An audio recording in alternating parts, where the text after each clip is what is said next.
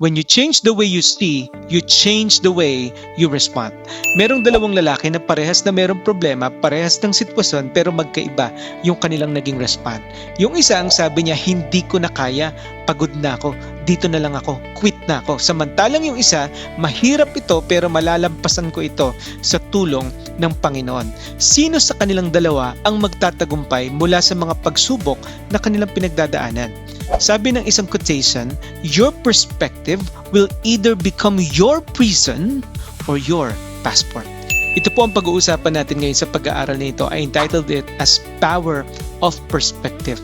Gaano kahalaga ang godly perspective sa bawat sitwasyon. Samahan niyo po ako. Napakaganda po nito.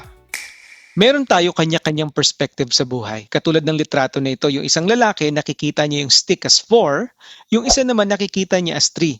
Depende kung saan sila nakatingin. The same thing is true dito sa dalawang lalaki na ito. Yung isa nakikita niya, merong boat! Samantalang yung isa, uy, meron ng land. Okay na ako, makakasurvive na ako. Parehas ng setting, parehas ng situation, pero magkaiba ng perspective. Ang sabi ng Bible in 2 Corinthians 5:7, for we walk by faith, not by sight. Ang dapat daw na maging lakad at buhay ng isang Kristiyano ay pananampalataya at hindi sa mga bagay na kanya lang nakikita. Kung titignan natin ang paniniwala ng mundo, to see is to believe. Pero ang ganda ng sinasabi dito that we should believe and we will see. Di ba yun naman ibig sabihin ng faith? Faith is the assurance of things hoped for and the evidence of things not seen. Kung titignan natin yung context ng verse na ito, nung sinabi ito ni Paul, sabi niya in verses 1 to 5 in 2 Corinthians, our present life is like a temporary dwelling place. Parang isang tent lang. Temporary lang, hindi natin alam hanggang kailan. We live in this body while we wait. Tapos pumasok sa verse 6, but because of this, we are always confident that one day we will look forward sa eternal home na prepare ng Diyos para sa atin. Kaya ang sabi niya sa verse 7, lalakad tayo sa pananampalataya at hindi sa mga bagay na ating nakikita. Sapagkat sa mundong ito tayo ay naglalakbay lang, hindi ito ang tunay nating tahanan. Ang sabi ng Bible, we are citizens of heaven. So don't let what you see now be the only basis of how you live. Live by faith in what God has promised. Magkaroon tayo ng isang godly perspective sa buhay. Hindi mo kontrolado ang lahat ng nangyayari sa paligid mo. Pero maari mong piliin kung paano mo ito titignan. Perspective is everything. Yung mga discomfort na naranasan natin, pwede mo siya tignan as growth. Problems as challenges, rejection, and redirection. Katulad ng sinabi ko sa nakaraang video natin sa overcoming setbacks. May mga bagay na ituturo ang trials sa atin na hindi natin matututunan in times of comfort. Yung maturity madadevelop, yung resilience, yung perseverance, matututunan lang natin yan sa panahon ng trials, hindi sa panahon ng comfort. Sa Bible, merong magandang kwento tungkol sa perspective. Ito yung kwento ng 12 spiya sa Numbers chapter 13. The Lord said to Moses, magpadala ka ng 12 spies doon sa promised land sa Canaan upang tignan nila kung ano yung sitwasyon ng lupa. They will explore the land. So ngayon, pumunta itong mga 12 na ito, tapos nakita nila ang daming higante, yung mga prutas ang lalaki, ang ganda ng lupa, tapos kumuha sila ng sample na prutas, brought back a good report about the land, that it is indeed flowing with milk and honey. Tapos nung reporting time na, yung 10 spies, ang sabi nila, wag na tayong tumuloy. Masyadong malalaki yung mga tao doon, hindi natin sila kaya. Samantalang yung 2 spies na si Joshua at si Caleb, they saw God's promise. Hindi nila nakalimutan ang pangako ng Diyos at kung sino ang tumawag at nagpadala sa kanila doon. At ang sabi nila, hindi, ituloy natin. Makakaya natin yan. Dahil dyan, maraming tao naniwala sa negative report and they refused to go in. They chose fear over faith. Same situation but different response. Sabi nila, Caleb, we should go up and take possession for we certainly can do it. Kasama natin ang Panginoon. Pero yung 10 spies, they are stronger than we are. Tapos tignan nyo to, sabi ng perspective nila, we seem like grasshoppers. Mga tipaklong lang tayo in our own eyes. Perspective, and we look the same to them. Ganon din ang tingin nila sa atin. Two different perspective. Yung 10 spiya, they focus on giants, they saw themselves as weak, and their perspective led to fear. At ang naging resulta nun, they refused to go in and wandered for 40 years. Hindi sila nakapasok sa promised land. Samantalang, si Joshua and Caleb nagkaroon ng perspective of faith, nagkaroon sila ng focus sa promise ng Diyos. They saw the power of God and presence, and their perspective led to faith. So ang resulta, they entered the promised land and received God's blessing. Parehas ng sitwasyon, magkaiba ng perspective, magkaiba ang naging reaksyon, desisyon, at direksyon. Life will always have giants, but our perspective determines our response. Paano ka nag-respond ngayon? Tignan mo kung ano nagiging perspective mo. Tignan natin ngayon ang mga katotohanan about perspective of life. Number 1, what you focus on can become bigger in your eyes. Kung ano ang pinagfofokusan mo ng tingin mo, ng isip mo, ng puso mo, yun ang lumalaki sa iyo. Sabi ng Bible, they gave Moses this account. We went into the land to which you sent us. Totoo, it does flow with milk and honey. Ito nga yung bunga, oh. But the people who live there are powerful and the cities are fortified. Masyadong lumaki ang tingin nila sa mga higante at masyadong lumiit ang tingin nila sa Diyos. Alam mo kung bakit maliit? Malayo ka sa Panginoon.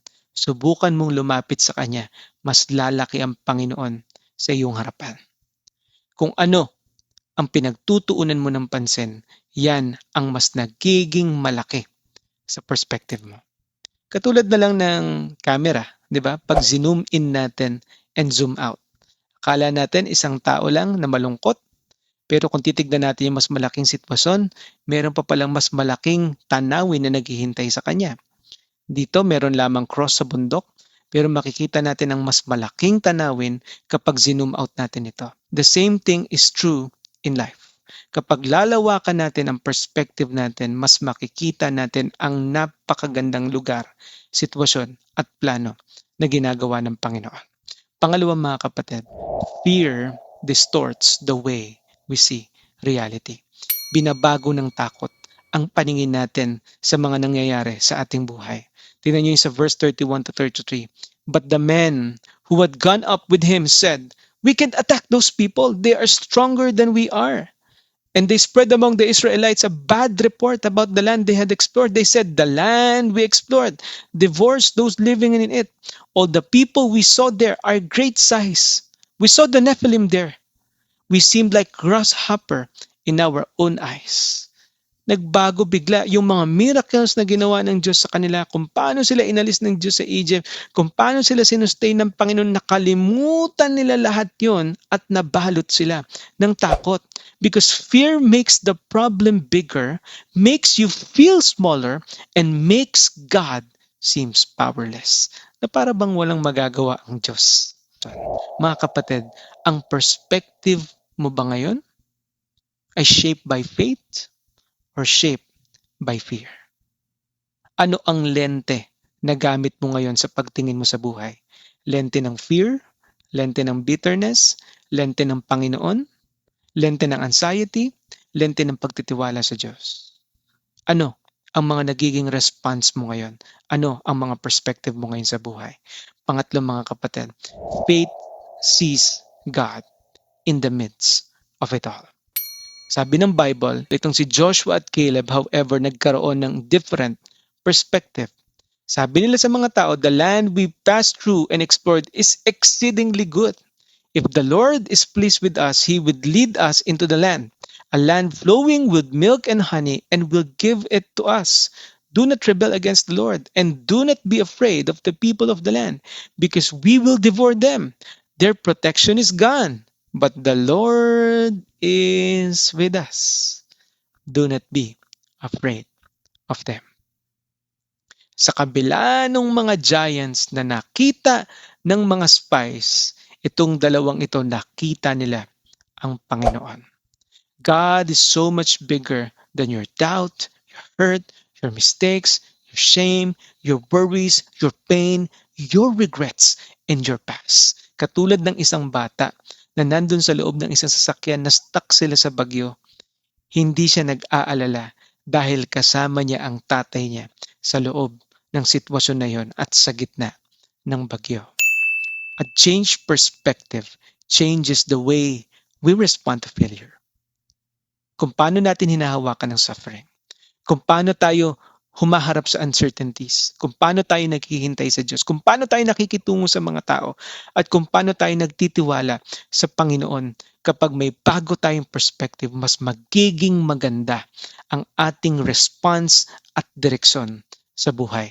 So the question is, how do I develop a godly perspective, Pastor? Number 1, check your focus. Check your focus. Stop and identify. Teka lang, saan ba ako nakatingin ngayon? Sabi ng Psalm 121 verse 1 to 2, tumingin ako sa mga bundok. Sa bundok ba nanggagaling yung tulong niya? Hindi.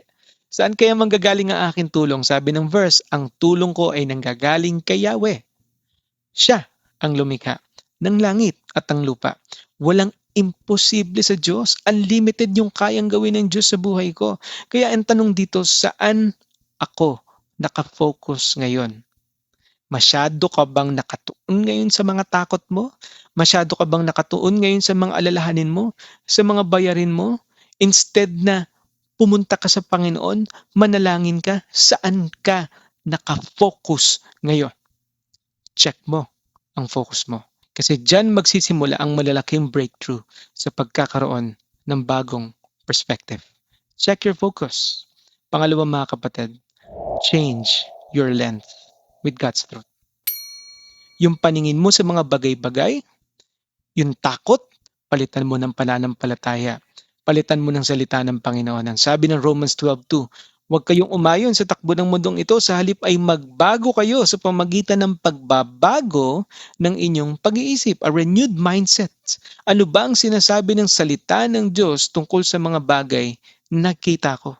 Teka, ano ba yung sinasabi ng salita ng Diyos sa akin? Dapat ba talaga akong mag-alala sa mga bagay na ito? Palitan mo ang lente ng pagtingin mo sa mga bagay-bagay mula sa salita ng Panginoon. Not just check your focus or change your lens with God's truth, but number 3, choose faith sa Panginoon. Sabi ng 2 Corinthians 5:7, sapagkat namumuhay tayo ayon sa pananampalataya at hindi ayon sa mga bagay na ating nakikita.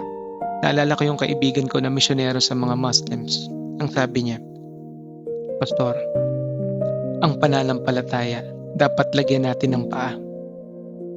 Lumakad tayo araw-araw sa pagtitiwala sa Panginoon. Totoo naman, ito yung sinasabi ng Biblia na hakbangan mo ang tubig, lumabas ka sa bangka, ituon mo ang mata mo sa Panginoon at lumakad ka sa pagtitiwala sa Kanya. Ano ang mas nagbubunga ng maganda? Ang pagtitiwala sa Diyos o ang pagdudahan siya?